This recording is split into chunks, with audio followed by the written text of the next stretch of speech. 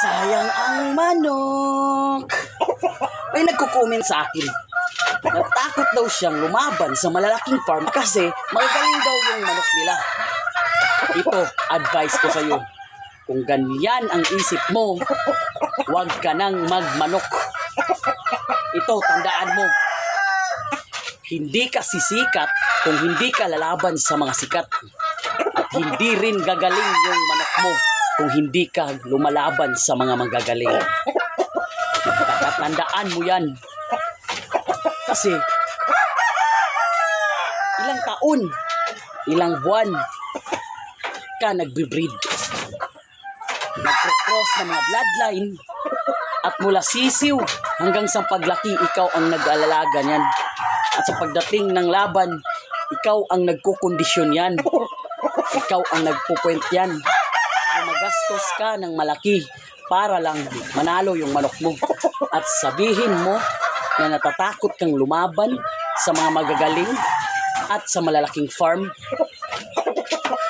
Isa yang kaduwagan. Tandaan mo, binubuwis yung buhay ng manok mo. Hindi para sa kanila, para sa iyo. Kasi sila yung master mo. Kaya huwag mong sasabihin na matatakot ka na lumaban sa mga malalaking farm kasi magagaling yung mga manok nila.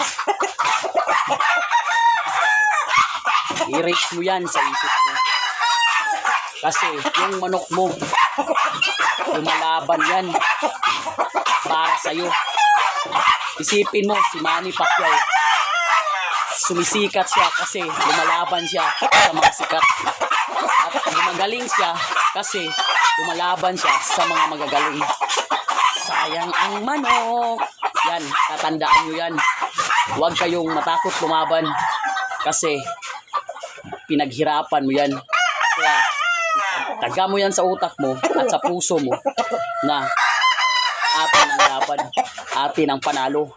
Sayang ang manok. Sayang ang manok.